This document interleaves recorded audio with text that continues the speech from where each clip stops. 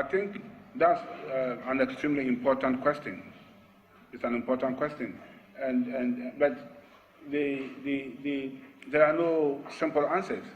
I think the first thing we need to do is to have a political class that is committed to the idea of regional integration. Without a commitment, you can't even proceed. Now, there are difficulties, because if you look at ECOWAS, they agreed that by 2015, the common currency will come about, the ECO. It's good because not all the countries were able to meet the convergence criteria. I think Nigeria, Ghana, and one other country were the only ones that met the criteria, because your debt to GDP ratio shouldn't be of a certain percentage.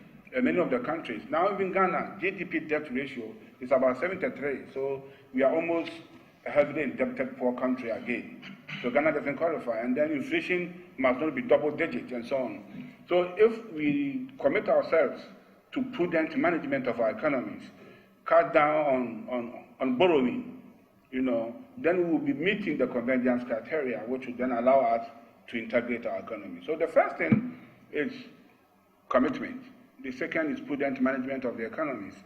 And of course, we have to understand Nigeria now has problems with Ghana, because Nigeria is no longer importing rice.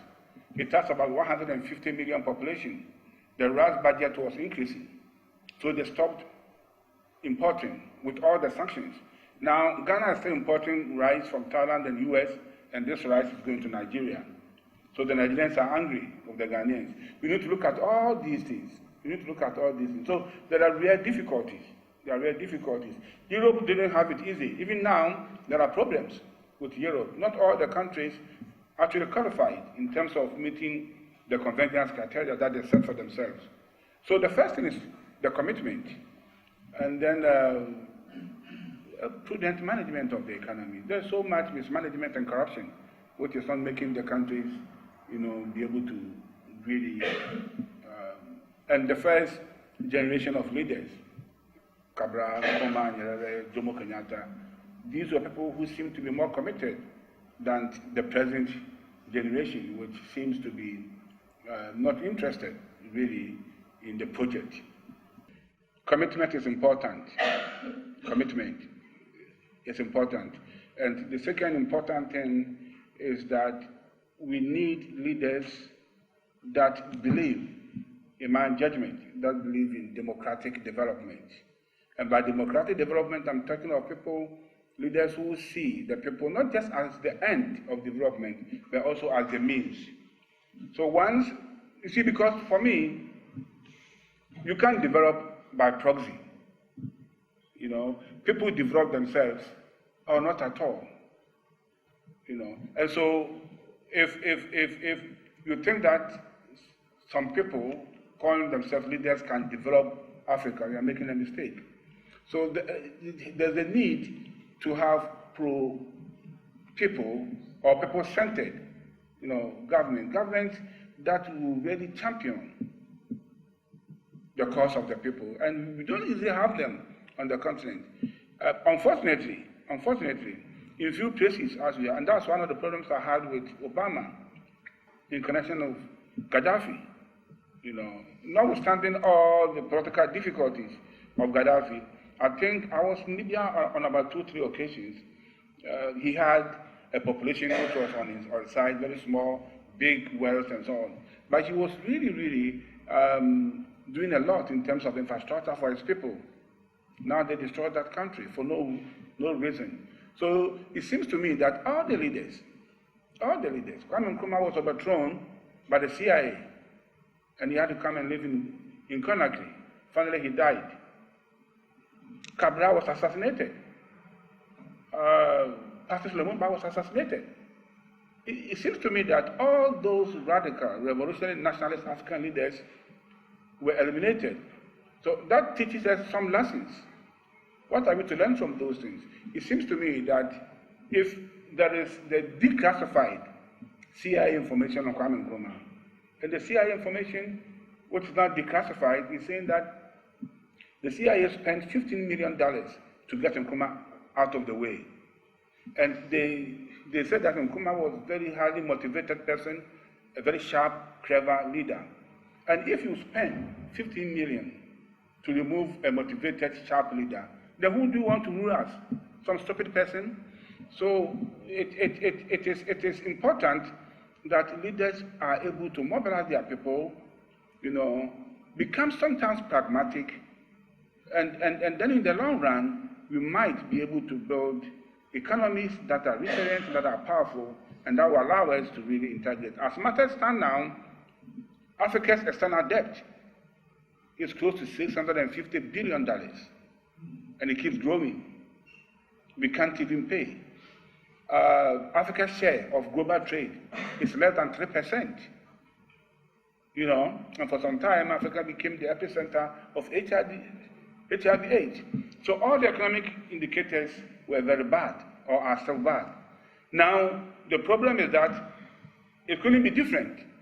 And sometimes I'm surprised how we survived. We went through 400 years of slavery.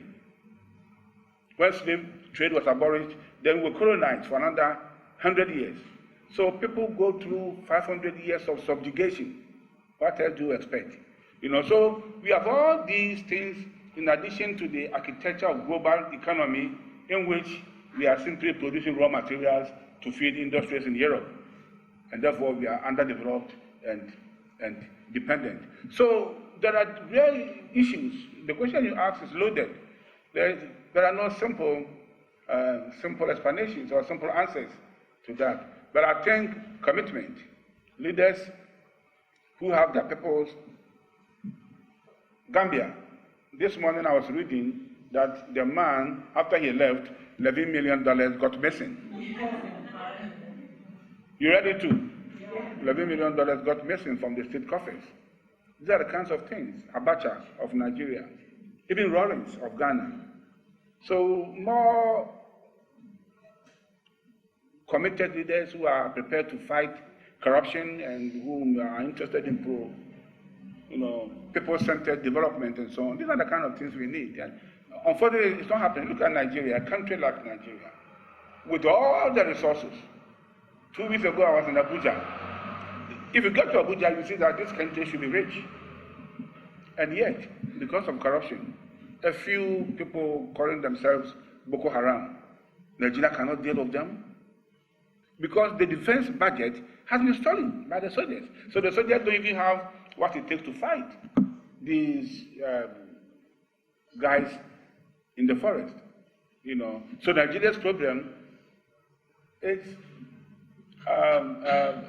one of leadership, and the country is on the verge of collapsing. Biafra wants to go away, the Igbos, and they are fighting hard. The Yorubas are supporting them quietly. The Fulani North, doesn't really know what to do. And it's all because when Nigeria became independent, they couldn't fashion out a national ideology. So Nigeria has 3 ideologies. To the north, Fulani Hausa is the ideology of power. Yoruba is education. Among the Igbos is wealth. So the powers of wealth, the ideologies of wealth, power, and education, and each of them is hanging on to them.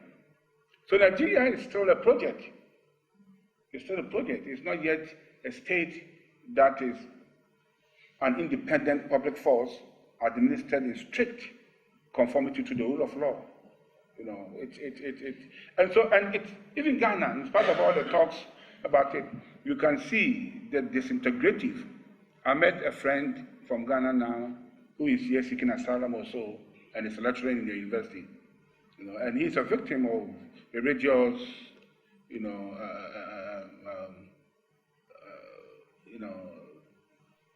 not really political, but religious harassment for which he left, because they are different from Northern Ghana. So it's all over the continent. It's all over the continent, and I think it will take some very hard work, and it will take people like you, the younger ones who are coming up, should position themselves to build a more sensible, humane societies that we failed to build.